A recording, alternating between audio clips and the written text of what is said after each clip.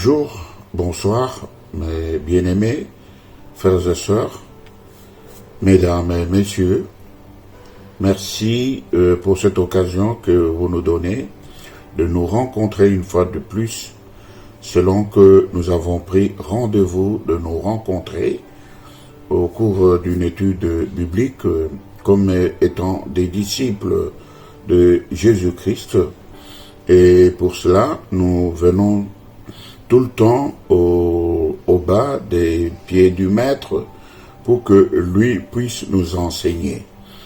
Et je salue votre fidélité, je salue votre attachement, je salue votre amour et l'intérêt que vous manifestez pour ces moments d'études bibliques qui sont certainement, vous l'avez constaté et j'aimerais vous l'assurer, des moments de partage où chacun d'entre vous peut venir et apporter tout ce qu'il a comme connaissance, comme savoir, comme révélation concernant les Saintes Écritures. Et ainsi, tout le monde est bienvenu, tout le monde est à sa place au milieu de nous, du moment qu'il peut apporter une pierre qui soit une pierre d'édifice qui viendra être ajoutée sur l'édifice que nous sommes en train de bâtir tous, dont le fondement est Jésus-Christ. Donc, nous vous remercions et comme nous l'avons constaté et que j'aimerais vous annoncer encore aujourd'hui, la fois passée, nous avons parlé des visionnaires. Nous avons parlé du visionnaire qui en soi est une espèce d'apôtre, une espèce de berger, celui qui vient ayant reçu un appel de Dieu et qui s'en va pour implanter des assemblées locales que nous appelons aussi églises locales. Donc, ces personnes, nous avons dit dernièrement qu'ils étaient les ministres du Saint-Esprit et qu'ils sont appelés dans la Nouvelle Alliance. C'est pourquoi nous les désignons comme étant des ministres du Saint-Esprit, parce qu'ils sont appelés dans la Nouvelle Alliance. Et par là, nous avons montré que Dieu s'était manifesté à nous en 3 dispensations, où il était Dieu au-dessus de nous, et dans la 2e dispensation, il était Dieu parmi nous, comme Emmanuel, et de nos jours, il est Dieu en nous comme étant le Saint-Esprit. Et qu'au travers de ces 3 dispensations, il a pris des hommes au milieu de nous, qui étaient nos frères, qui étaient nés au milieu de nous. Certains étaient nos enfants, ou sont nos enfants, certains sont nos parents, et certains... comme vous pouvez le voir, c'est des gens de notre milieu, des gens que nous avons connus. Mais le Seigneur a pris ces personnes, il les a oints. Donc, les personnes qui sont oints, donc, deviennent consacrées. Donc, Dieu se les consacre. Dieu les appelle ses serviteurs. Ils sont là pour servir Dieu. Ils sont là pour l'œuvre de Dieu. Ils travaillent pour Dieu, mais en faveur du peuple, en faveur des personnes qui ont besoin d'être secourues, qui ont besoin d'être écoutées, qui ont besoin d'être orientées, qui ont besoin d'être accompagnées dans une démarche saine, dans une démarche pieuse, dans une démarche pleine d'amour, où on vous amène jusqu'au pied de la croix, et là où nous avons tous eu le privilège et la grâce d'être pointés du doigt par le Seigneur, parce qu'il nous a connus et il nous a destinés à son précieux salut gracieusement sans que nous n'ayons à payer quoi que ce soit, parce que lui-même a payé le prix au travers de son sang. Donc, cela fait que ces personnes, nous avons vu, lorsque le Seigneur les a appelés, nous les avons catégorisés en 5 grandes personnages que nous avons appelés les ministères. Donc, et ces ministères sont comme les 5 doigts de la main, où nous avons vu l'apôtre, où nous avons vu le prophète, où nous avons vu l'évangéliste, où nous avons vu le pasteur, et enfin le docteur. Et comme j'ai toujours l'habitude de le faire pour rigoler un peu, j'ai dit que ce doigt, c'est l'apôtre qui a le privilège et la capacité de toucher à tous les 5 autres ministères, vous voyez. Donc, et puis, ce doigt qui indique toujours la direction, c'est le prophète, parce que la prophétie vient pour éclairer, pour guider, pour donner une direction, une orientation en un temps précis de l'humanité. Il vient révéler comme une lumière dans les ténèbres. Parce qu'au moment où il y a les ténèbres, où il n'y a plus d'orientation, où les gens sont dans l'égarement, dans la confusion, il faut que le Seigneur vienne par des paroles prophétiques donner une nouvelle orientation pour son peuple. Et le doigt le plus grand, je l'ai toujours désigné comme l'évangéliste, celui qui va au loin. Vous voyez, il est plus grand que les autres doigts, parce que c'est celui qui est appelé à sortir, à aller souvent vers les brebis égarées pour pouvoir les ramener dans la bergerie, aller annoncer la bonne nouvelle. Donc c'est celui qui va souvent au loin, qui n'a pas souvent un travail à caractère local, mais qui est souvent sorti pour aller au contact du corps à corps, du porte-à-porte, dans des grandes croisades, dans des grandes réunions d'évangélisation. Et c'est souvent une personne qui a aussi reçu un don de miracle, parce que souvent il est au contact avec les païens, avec les personnes qui n'ont jamais entendu la parole de Dieu, mais qui, lorsque il écoute, Dieu opère des signes, des miracles, des prodiges, des guérisons, et c'est là, il a même des paroles de connaissances, et les gens sont touchés, ils ne comprennent pas comment une personne qui ne les a jamais connus peut leur dire les choses qui concernent leur vie, comme si il les avait connus dans le temps. Donc c'est ça, ce que nous voyons souvent, Dieu accompagner les ministres par des signes et des prodiges. Ça, c'est pas surtout pour pour ceux qui ont cru, mais c'est beaucoup plus pour que les païens voient la puissance, la grâce de Dieu, la démonstration de l'évangile qui est une puissance de Dieu, et comme ça, ils seront convertis. Donc, c'est beaucoup, les miracles, c'est beaucoup plus pour les païens, mais tous ceux qui bénéficient d'un miracle, mais on a vu, Dieu parfois ne tient pas compte de ce qu'ils étaient, ni de leur foi, mais il les guérit dans son amour. De même que lorsqu'il avait guéri 10 lépreux, on a vu qu'un seul revenir dire merci, et les 9 autres étaient partis. Et le Seigneur a dit, où sont les 9 autres?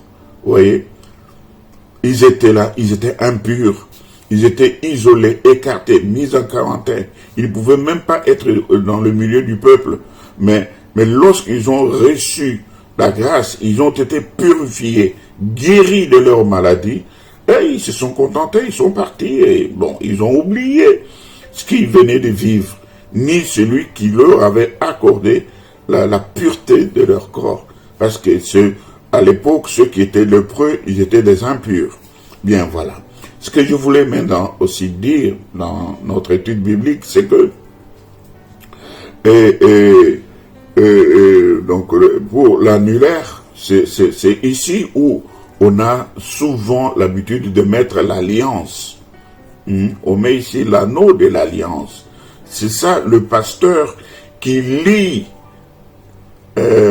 son sort à celui de l'Église, qui jette son dévolu sur l'Église, sur l'épouse, parce que en tant que pasteur, il est comme le Seigneur. Il aime les brebis, parce que la plupart des brebis qui sont à la charge d'un berger, ils sont sortis de son sein. Donc c'est lui qui les a vus naître, qui en a pris soin et qui a continué à les nourrir pour leur croissance et la multiplication, vous voyez. Donc c'est ça le pasteur. Il est beaucoup plus lié à l'épouse. C'est pourquoi on met le doigt ici et il semblerait même qu'il y a un nerf qui quitte, qui va de ce doigt jusqu'au cœur. Donc, de tous les autres doigts, c'est ce doigt ici qui a un nerf qui parcourt ce doigt et qui va jusqu'au cœur. Donc, c'est pourquoi c'est lié au cœur, à l'amour que le berger porte aux brebis. C'est pourquoi vous voyez, il est toujours prêt à laisser les 99 brebis qui sont dans la bergerie pour aller chercher une qui est perdue. Et dès qu'il la trouve, il la porte dans ses bras et il l'amène jusque dans la bergerie. Vous voyez?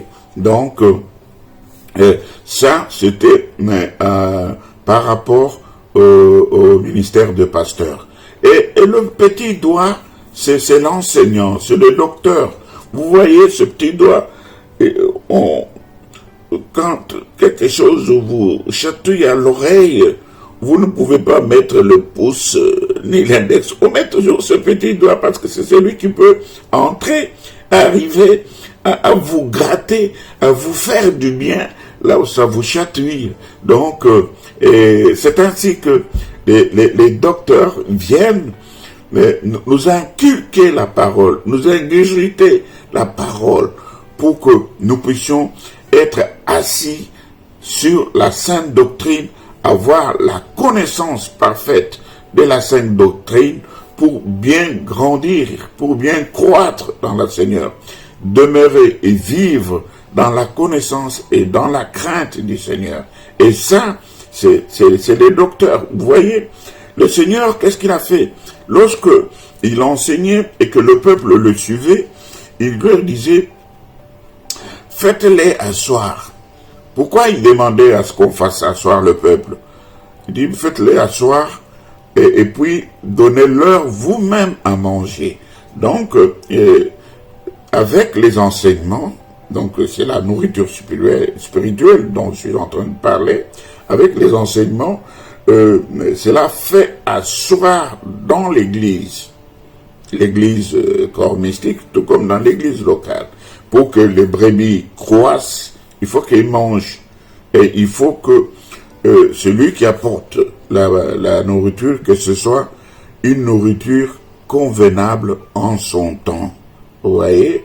Donc ça c'est important. Ça pourra aussi être le sujet de nos études bibliques, cette espèce de serviteur fidèle qui donne la nourriture convenable en son temps. Donc, là, il était question de 5 ministères. Et tous ces 5 ministères sont identiques devant le Seigneur.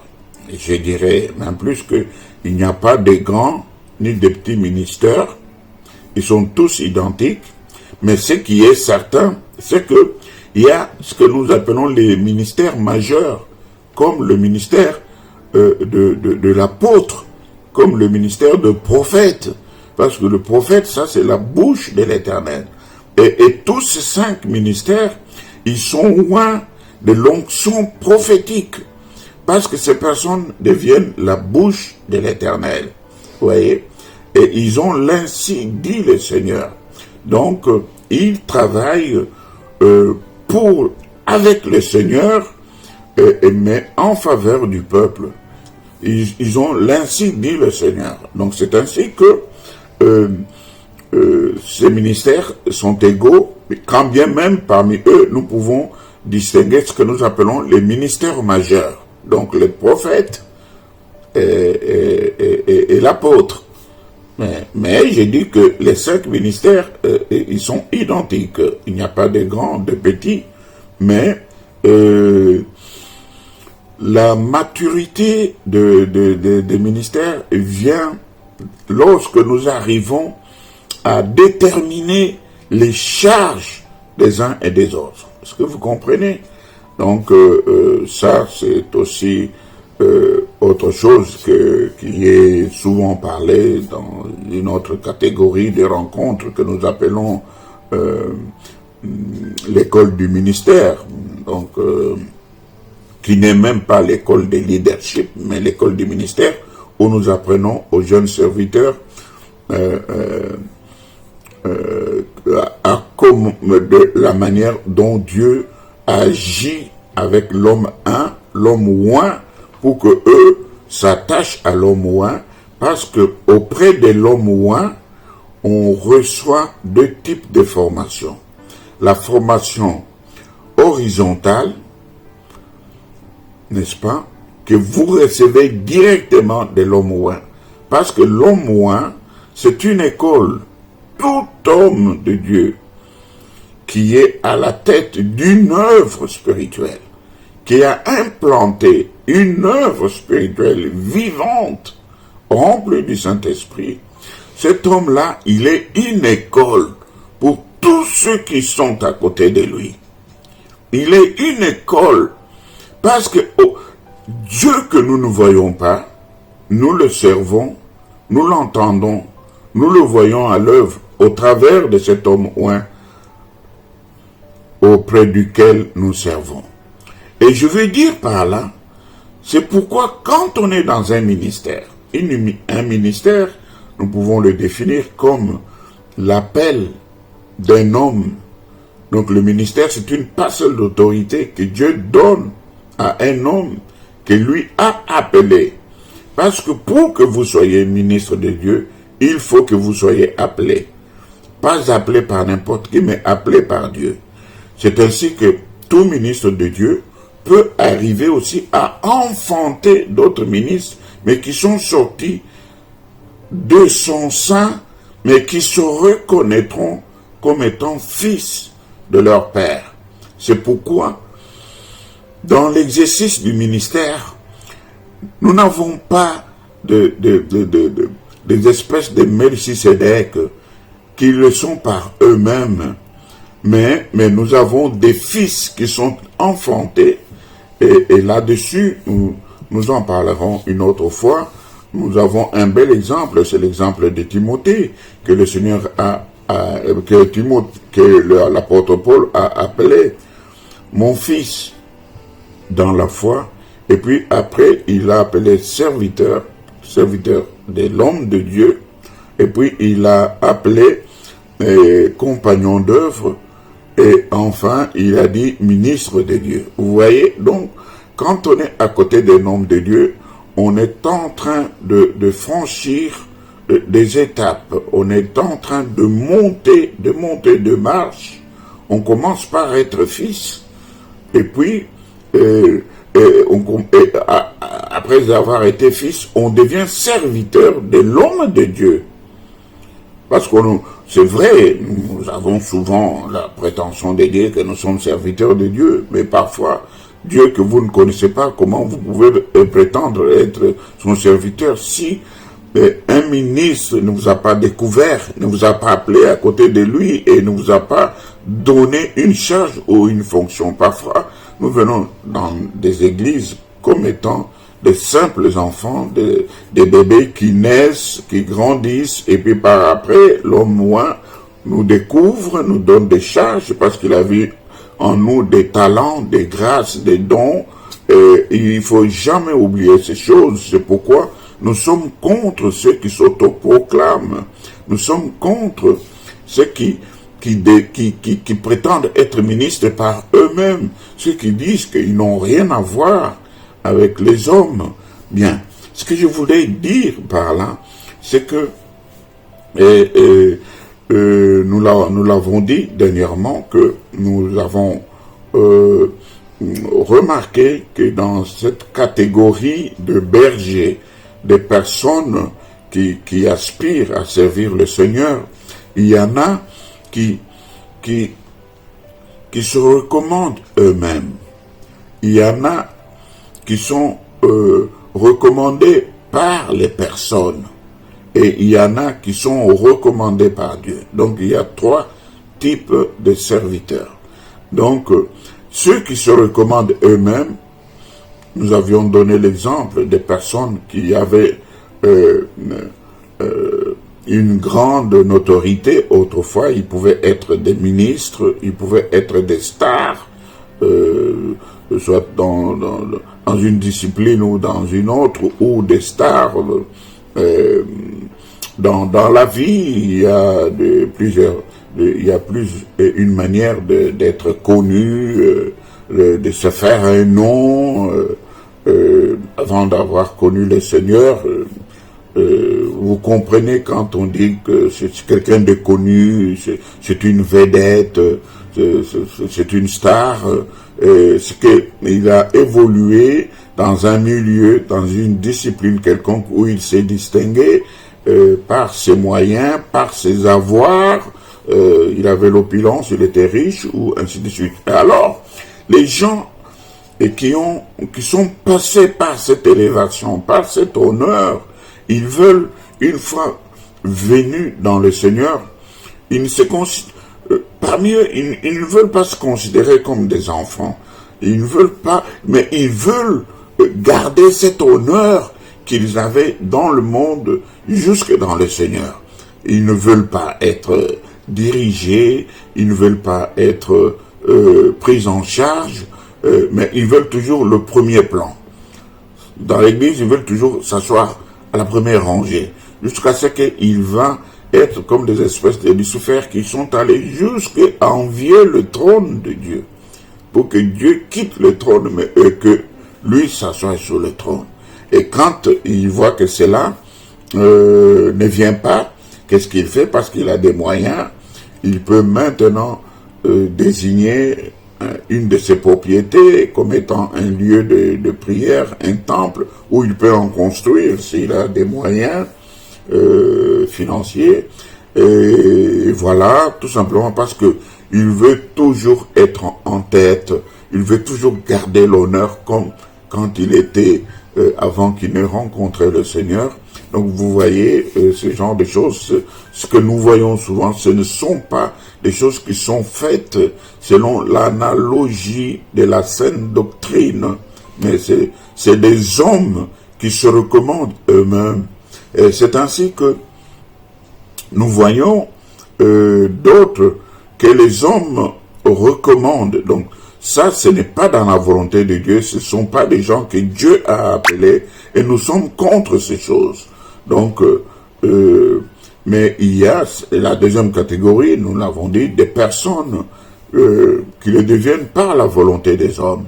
C'est-à-dire que, vous voyez, vous êtes dans l'église, un frère qui exhorte bien, qui préside bien, que lorsqu'on lui demande d'intervenir, il a des grâces, il peut avoir des paroles de connaissance, il peut prier, et les gens sont guéris, et alors il trouve que non, voilà, moi j'ai des grâces, j'ai des talents, j'ai des dons, plus que le visionnaire. Donc, je crois que le fait de rester ici, c'est comme si je suis étouffé, la grâce que j'ai ne sera pas reconnue, donc il vaut mieux que je cherche où aller pour que moi-même je sois le responsable. Et vous allez voir ce frère quitter l'assemblée, et les gens vont lui dire que vous savez, vous avez la chose de Dieu, vous avez la paix de Dieu, allez-y, nous vous soutiendrons, nous vous suivrons, nous viendrons avec vous. Il va écouter cette parole que lui chuchote le diable, et alors il aura un zèle amer, il va quitter l'homme de Dieu, il va créer de la confusion, il va commencer à médire sur l'homme de Dieu. Voilà, il a ceci, il fait ceci, il fait cela. Même si l'homme de Dieu commet des erreurs, même si vous l'avez vu commettre des erreurs, c'est Dieu qui est en train de vous former au travers de ces erreurs-là pour que vous deveniez aguerris. Vous voyez. Donc, attendez. Parce que ce que vous allez devenir, ce que vous allez faire, c'est celui-là que vous voyez qu'il est mauvais, qui va vous le révéler et qui va vous envoyer en priant pour vous rendre libre et vous recommander avec imposition de main. Il faut toujours attendre cela. Et puis, dans le Seigneur, je voulais dire que comment dirais-je, la généalogie est très très importante. Dieu a toujours été un Dieu de la généalogie. Il a toujours travaillé dans la généalogie.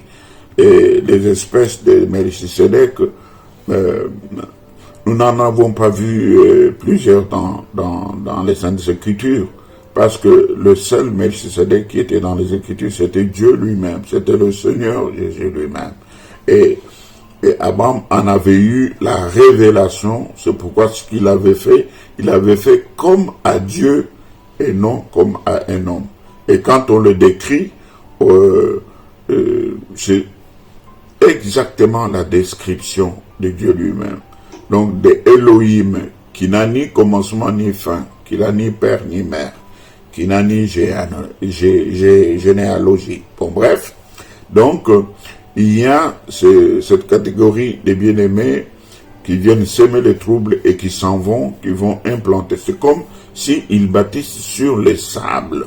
Parce que, dites-vous, tout le mal que vous aurez fait, et cela vous reviendra aussi à vous d'une façon ou d'une autre. Donc, vous vivrez aussi cela. Dieu fera en sorte que dans votre pratique, dans votre exercice ministériel, que vous viviez aussi ce que vous avez fait aux autres. Et c'est là où on verra si vous êtes aguerri, si vous êtes authentiquement appelé pour pouvoir résister à ces vents impétueux. On a vu beaucoup fermer la Bible, la ranger et aller chez Pôle emploi, commencer à chercher le travail. Et même d'autres sont morts physiquement.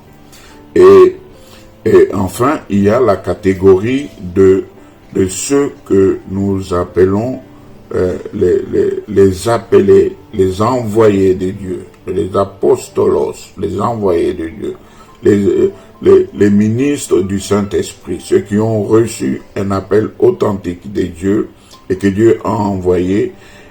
Ils travaillent avec Dieu.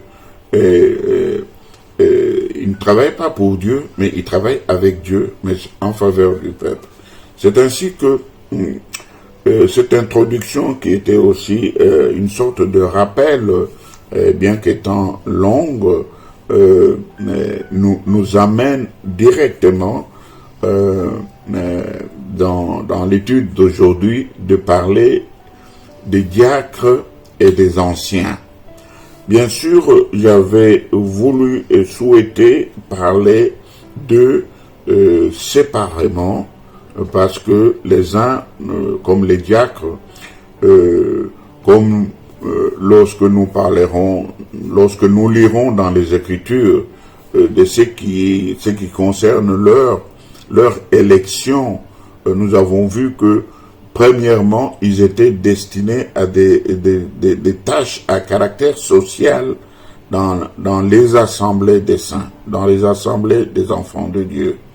Ce qu'on peut dire que eux, il ne s'occupe que du social. Mais non, mais lorsque nous voyons le formulaire, c'est-à-dire les conditions à remplir pour être apte à accomplir ces charges, que ce soit les anciens ou les diacres, nous voyons que les conditions sont les mêmes. Les conditions sont les mêmes. Donc, nous verrons au travers des Écritures comment les diacres peuvent aussi être propres à l'enseignement, et c'est ce que nous allons voir maintenant dans les Écritures. Mais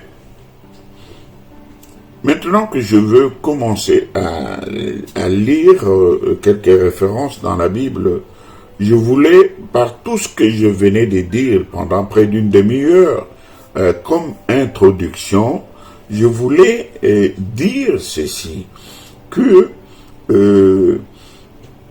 lisons-le dans 2 Corinthiens, je lis toujours dans ma Bible, comme j'aime vous la montrer, chapitre 10, verset, nous lisons à partir du verset 12, 2 Corinthiens, chapitre 10,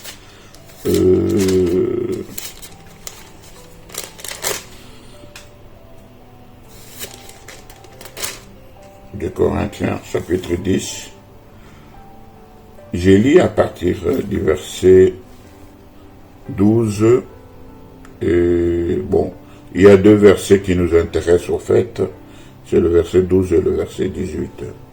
Et la Bible dit ceci, au verset 12, « Nous n'osons pas nous égaler ou nous comparer à quelques-uns de ceux qui se recommandent eux-mêmes, mais en se mesurant à leur propre mesure et en se comparant à eux-mêmes, ils manquent l'intelligence. » Vous entendez ce que les Écritures disent. Pour nous, nous ne voulons pas nous glorifier hors de toute mesure. Nous prendrons au contraire pour mesure la limite du partage que Dieu nous a assigné, de manière à nous faire venir aussi jusqu'à vous. Nous ne passons point nos limites comme si nous n'étions pas venus jusqu'à vous, car c'est bien jusqu'à vous que nous sommes arrivés avec l'évangile de Christ. Ce n'est pas hors de toute mesure, ce n'est pas des travaux d'autrui que nous nous glorifions, mais c'est avec l'espérance, si votre foi augmente, de grandir encore davantage parmi vous, selon les limites qui nous sont assignées. C'est-à-dire que nous ne sommes pas là pour voler les âmes, mais nous voulons enfanter nous-mêmes des enfants à qui nous apprendrons le béaba des Saintes Écritures, de la Sainte Doctrine. Donc, ces enfants-là, ils ont leur berceau dans l'église, ils savent où ils sont nés, ils savent comment ils ont grandi, jusqu'au moment où ils se retrouvent maintenant matures pour avoir la confiance de l'homme de Dieu et se voir confier des charges aux côtés de l'homme de Dieu. Qu'est-ce que je veux dire par là? Qu'au fur et à mesure que vous grandissez, vous n'allez pas rester sur le banc comme un spectateur, mais vous allez comprendre l'appel et le mot d'ordre du Seigneur qui dit que vous avez été sauvés, mais pour servir. Lisons encore. Continuons. Au verset 16. Et d'annoncer l'évangile au-delà de chez nous, au-delà de chez vous, sans vous glorifier de ce qui a été fait dans les limites assignées à d'autres. Que celui qui se glorifie dans le Seigneur. Verset 18 maintenant. ce n'est pas celui qui se recommande lui-même qui est approuvé, c'est celui que le Seigneur recommande. Alléluia. Ici, je vais dire ceci. Nous ne sommes pas de ceux qui se recommandent eux-mêmes. Nous ne sommes pas de ceux qui dorment et qui se réveillent, que les versets commencent à gratter par la gorge et qui trouvent que maintenant, il faut qu'on les relâche, il faut qu'ils partent, il faut qu'ils deviennent aussi des pasteurs, il faut qu'ils implantent l'Église et qu'ils s'en vont comme ça. Vous savez, le Saint-Esprit, il est venu vraiment avec un désordre évangélique au point où on voit tous veulent devenir ce qu'ils veulent sans le conseil ni le parrainage, soit d'un mentor, soit d'un père spirituel. Or, Dieu travaille dans la généalogie. C'est pourquoi ce jeune soldat que Saül, le roi Saül, a demandé à ce que il lui donne l'épée pour se donner la mort, parce qu'il était déjà grièvement blessé. Et lorsqu'il a couru pour aller annoncer la nouvelle, il a dit, j'ai vu, il était blessé, il a dit, je ne veux pas tomber entre les mains plutôt de mes adversaires, et je lui ai coupé la tête pour que, il a demandé à ce que je lui donne la mort pour qu'il ne soit pas captif ou prisonnier des adversaires. Et quand David a entendu ça, il a déchiré ses vêtements. En fait, j'exagère. Je veux dire qu'il a été touché. Il a dit, mais mon Dieu, qui est celui-ci qui a osé porter la main sur un homme roi? Et il lui a posé la question, de qui es-tu fils? De qui es-tu fils? C'est qui ton père? Qui est ton père, toi? Oh, c'était parmi les ramassis. Les ramassis, c'est des personnes qui ont suivi le peuple d'Israël lorsqu'il sortait l'Égypte et dans le désert. C'est le peuple qui ont suivi Israël lorsqu'ils sont sortis dans le désert. Donc, des gens qui suivent le mouvement, des suivistes, quoi, vous voyez. Donc, bref, voilà comment David ordonnera qu'on lui donne la mort parce qu'il n'avait aucun droit, selon la loi, de pouvoir porter la main sur un homme roi. Donc, bref, c'est pour démontrer que tous ceux que le Seigneur a travaillé avec, il a tenu compte de leurs liens, de leur appel, de leur famille, de leur généalogie. Le Seigneur s'est référé toujours, même quand on a pris Timothée, on a vu qui était sa grand-mère, on a vu qui était sa mère. C'était des gens qui étaient dans la foi, des gens qui priaient déjà. Donc vous voyez, jusqu'à ce que même quand Paul l'a pris, Timothée il faisait certains travaux dans son assemblée. Mais Paul l'a vu et il a pris, il a dit, toi tu es mon fils, et il l'a formé, et il a travaillé avec lui. Il est parti de l'étape des fils jusqu'à l'étape de son compagnon d'œuvre. Et après, le Seigneur a confirmé son appel, il est devenu ministre de Dieu. Mais cela, c'est tout en étant au pied de son père, au pied de son maître, au pied de son mentor. Mais il est en fait, il n'était pas converti au pied de l'apôtre Paul, parce que Paul l'a trouvé déjà dans l'église, étant converti et servant, vous voyez.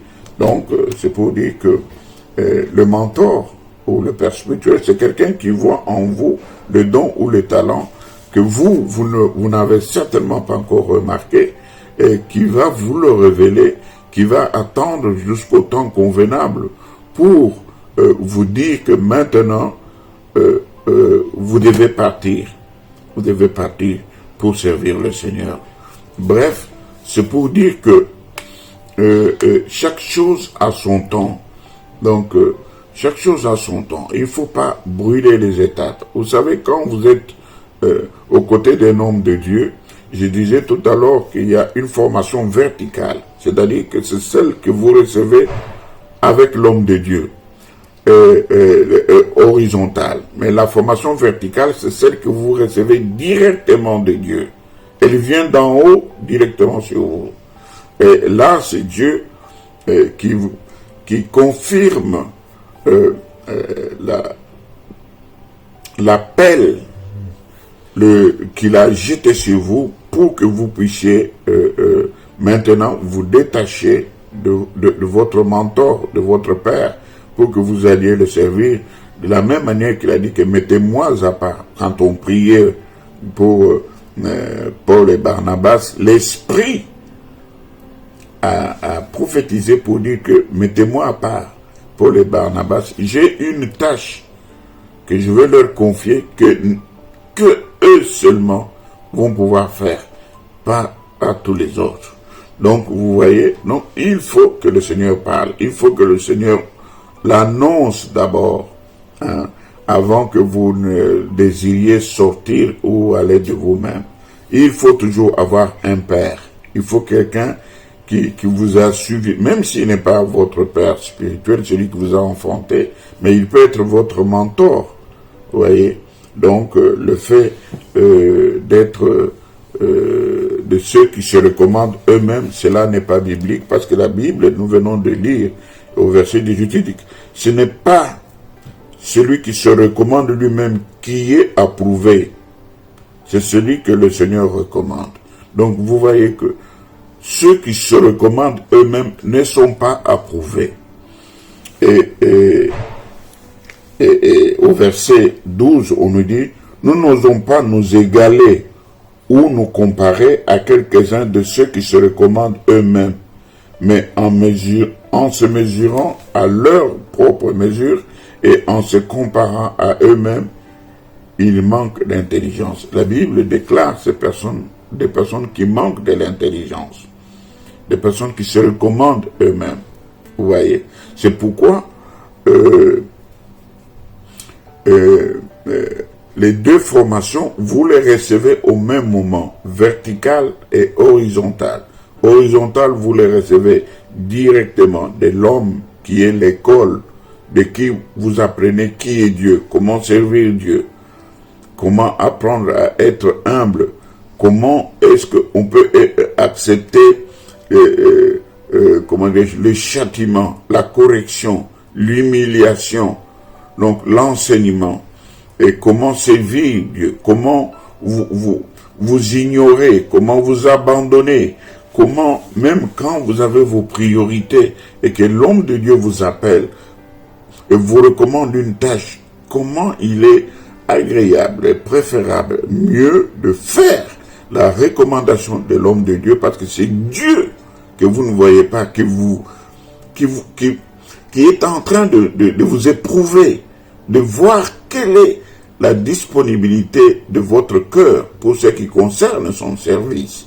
Donc toutes ces choses, Dieu va les développer, va les éprouver, et va les réconforter, les consolider, mais cela c'est au travers du caractère, de l'habitude, et ces choses que vous verrez dans l'homme de Dieu qui sera en train de vous encadrer jusqu'au moment où il va vous lâcher. Ne croyez pas que les hommes de Dieu sont là pour vous étouffer. Ne croyez pas qu'ils sont là pour vouloir à ce qu'ils soient seulement eux, mais vous. Non, non. Si c'est votre Père, si vous êtes sorti de son sein, il écoute Dieu et il fera la volonté de Dieu. Jusqu'à ce que Dieu lui dira, maintenant cet enfant a grandi, relâche-le, envoie-le, mets-le à part pour l'œuvre pour laquelle je l'ai appelé. Vous voyez, attendez cela. Ayez toujours des pères, ayez des mentors. Ne soyez pas des espèces de Melchisédek, ne soyez pas de ceux qui se recommandent. Le Seigneur déclare que ce sont des personnes sans intelligence, ce sont des insensés. Vous voyez. Donc, ne soyons pas de ceux qui se recommandent eux-mêmes. Donc, il y avait encore un autre verset que j'avais bien voulu lire dans le chapitre 5. C'est dans 2 Corinthiens toujours, au chapitre 5, verset 12. Les versets 12 sont en exergue au cours de cet enseignement. C'est toujours dans le même sens. Il est écrit ceci. Nous ne nous recommandons pas de nouveau nous-mêmes auprès de vous, mais nous vous donnons occasion de vous glorifier à notre sujet, afin que vous puissiez répondre à ceux qui tirent gloire de ce qui est dans les apparences et non dans les cœurs. J'aime beaucoup cette parole parce que, vous voyez, c'est dans cette parole qu'il y a des gens qui sortent à cause, je relis, nous ne nous recommandons pas de nouveau nous-mêmes auprès de vous, mais nous vous donnons occasion de vous glorifier à notre sujet, afin que vous puissiez répondre à ceux qui tirent gloire de ce qui est dans les apparences et non dans les cœurs. C'est-à-dire que vous êtes une réponse. Et cette réponse-là, au lieu que le mentor ou le père spirituel se vante de ce que vous êtes, ses fils ou ses enfants, mais au travers de l'honneur, de la fidélité, de l'attachement que vous allez faire preuve tout au long de l'exercice de vos charges auprès de l'homme de Dieu, c'est là, même les gens qui vous regardent, ils comprendront que vous êtes un homme modèle, un homme docile. Dieu récompense toujours la fidélité. Et c'est dans la fidélité que Dieu élève. Tous ceux que Dieu a élevés, ce sont des personnes qui ont été fidèles à Dieu. Ce sont des personnes qui, dans des ministères, dans des entités comme des ministères, où Dieu a appelé quelqu'un, la fidélité à l'homme de Dieu, l'attachement, la crainte, le double honneur, le respect qu'on donne à l'homme oint en le considérant comme père ou comme mentor, c'est ça qui fait que Dieu va aussi vous élever. Qu'est-ce qui se passe au fait? Quand Dieu élève l'homme oint, par l'élévation de Dieu, qui n'est pas celle des hommes, automatiquement, qu'est-ce que je veux dire? Ses vêtements, ses chaussures, et tout ce qui est à lui, avec lui s'élève. Qu'est-ce que je veux dire par là? Tout ce qui lui est attaché, tout ce qui est autour de lui, la ceinture, c'est-à-dire que vous là, qui êtes accrochés à lui, vous montez avec lui. Est-ce que vous comprenez? Donc, au fur et à mesure que Dieu élève un homme oint, vous aussi, vous êtes élevés. C'est ainsi que l'homme oint ne veut pas que lorsque les gens trouvent que vous devenez important, que vous êtes élevé, que vous puissiez les écouter et vous laisser dévier par leurs conseils. Souvent, en ce moment-là, les gens viennent pour vous dire que vous savez, vous avez quelque chose de Dieu. Vous avez la grâce de Dieu. Vous pouvez servir Dieu. Et pour mieux servir Dieu, il ne faut pas être à côté. Maintenant, nous estimons qu'il est préférable que vous alliez commencer une œuvre qui soit propre à vous. N'écoutez pas ces gens, mais restez toujours fidèles à l'homme de Dieu, à l'homme oint. Ce que ces gens-là vous disent, si ça vient de Dieu, Dieu lui-même parlera à l'homme oint, et c'est lui qui viendra vers vous, qui va vous bénir, vous imposer les mains et vous envoyer. Est-ce que vous comprenez? Donc,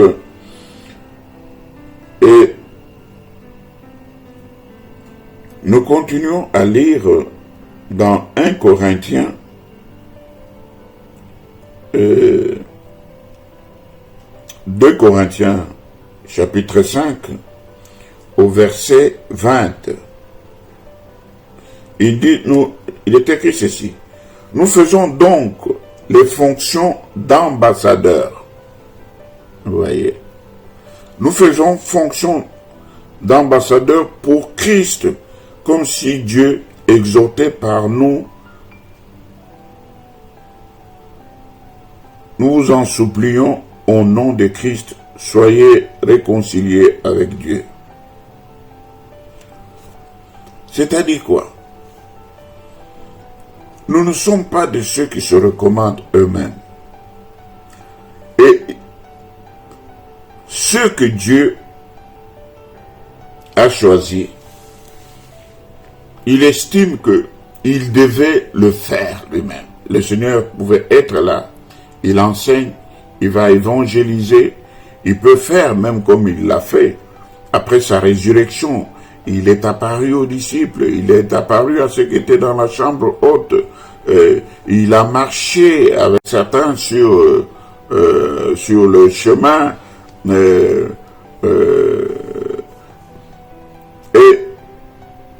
le Seigneur pouvait continuer à faire cela. Mais il a trouvé bon, il a dit non. Je prépare d'abord ces 12, ces 70, ces 120, pour qu'ils aillent étendre l'œuvre. C'est-à-dire quoi? Il s'est servi de ce que lui a sauvé pour qu'ils aillent faire ce que lui devait faire. C'est pourquoi jusqu'à nos jours, nous nous disons être des apôtres, mais enfin des serviteurs de Dieu, des ministres du Saint-Esprit, parce que nous allons accomplir ce que le Seigneur devrait accomplir. C'est-à-dire que, au verset 20, il dit, nous faisons donc les fonctions d'ambassadeurs pour Christ, comme si Dieu exhortait par nous. Nous en supplions au nom du Christ, soyez réconciliés avec Dieu. Donc, tout ce que nous faisons, nous représentons le Seigneur. Nous sommes ses témoins, nous sommes ses serviteurs, nous sommes dans ses mains. C'est lui qui nous façonne, c'est lui qui nous donne, c'est donc ce qu'il est écrit, que les capacités que nous avons, nous les tenons de Dieu. Je voudrais lire un verset parce que nous tendons déjà vers la fin, comme nous sommes toujours conditionnés par les temps. 2 Corinthiens chapitre 6, au verset 1, il dit, puisque nous travaillons avec Dieu, nous vous exhortons à ne pas recevoir la grâce de Dieu en vain. Est-ce que vous comprenez maintenant? Nous ne sommes pas des travailleurs pour Dieu, mais nous sommes des travailleurs avec Dieu. Nous sommes serviteurs de Dieu. C'est Dieu qui nous a engagés. Et c'est ainsi que de nous, étant serviteurs oints, nous aussi nous enfantons, nous donnons naissance à des ministères. C'est-à-dire qu'on donne que ce qu'on a. Un ministre donne naissance à des ministres. Vous voyez, c'est pourquoi de notre sein doit sortir des ministres. C'est pourquoi nous avons la formation horizontale que nous donnons à nos enfants pour qu'ils croissent, pour qu'ils sachent comment servir de Dieu, l'éternel Dieu, pour qu'ils sachent comment rester au pied de l'homme oint, qui est une école, et qu'ils croissent, qu'ils grandissent, et qu'ils deviennent eux-mêmes, au temps marqué ou voulu par Dieu, des ministres de Dieu. Vous commencez par être des fils, vous commencez par être des serviteurs de l'homme oint, et après vous devenez des compagnons d'œuvre de l'homme oint, et vous finissez par devenir des ministres. C'est l'exemple par excellence où nous voyons la croissance auprès d'un homme Dieu qui est un mentor pour enfin attendre le temps de Dieu afin que Dieu vous lâche avec la bénédiction que vous recevrez de Dieu par imposition de main, comme le fut Timothée. Soyez abondamment bénis. Dans notre prochaine intervention, nous parlerons des conditions à remplir par les diacres et les anciens pour servir. Mais ici, j'avais voulu nous montrer comment, pour devenir serviteur, on est d'abord serviteur de l'homme ouin. On sert Dieu, mais c'est aux côtés de l'homme ouin. Il est là, il est comme un coach. C'est celui qui vous note, c'est celui qui vous corrige, c'est celui qui vous éprouve. Parfois, il va vous demander même des tâches impossibles, difficiles, à des moments où parfois il est difficile même de quitter votre lit, de quitter même l'épouse, de quitter même vos enfants pour aller répondre à l'appel. Tout ça, c'est Dieu qui vous forme et qui vous éprouve. Soyez abondamment bénis. Sachons que l'homme ouin est une école. Auprès de lui, nous recevons la formation horizontale. Et la formation verticale, c'est Dieu qui nous enseigne, qui nous forme au travers des Saintes Écritures et de la saine doctrine. Et ça, c'est le surnaturel que Dieu déverse en nous pour nous rendre aptes et capables et dignes de son appel. C'est la confirmation que Dieu vient donner. L'huile fraîche que Dieu vient répandre sur nous pour que nous soyons lâchés, que nous soyons envoyés, que nous soyons appelés envoyés de Dieu. Mais pour que Dieu vous envoie, il faut qu'il vous appelle d'abord. Donc ce qui est important, c'est l'appel. Celui qui n'est pas appelé, il ne peut pas être envoyé. Et ceux qui sont partis sans avoir été appelés, ils sont comme des insensés, des gens sans intelligence. Que Dieu nous bénisse. Et je rappelle que nous ne sommes pas de ceux qui se recommandent eux-mêmes. Très prochainement, à la même heure, le jeudi, nous aurons à nous entretenir dans une nouvelle étude biblique. Que Dieu vous bénisse abondamment. Tournez le regard vers le Seigneur. Le Seigneur dit, puisque nous travaillons avec Dieu, nous vous exhortons à ne pas recevoir la grâce de Dieu en vain. Que la grâce de Dieu surabonde sur vous. Que le Dieu Tout-Puissant, le Créateur du ciel et de la terre, celui qui vous a connu, qui vous a appelé, qui vous a justifié, lavé, blanchi, que ce Dieu-là puisse vous revêtir de sa gloire, pour que vous soyez entre ses mains des instruments pour l'avancement du royaume de Dieu et pour l'appauvrissement du royaume du diable. Vous êtes dans ce monde, mais vous n'êtes pas de ce monde. Croyez en Dieu, croyez dans sa parole. Soyez bénis au nom de Jésus-Christ. Alléluia.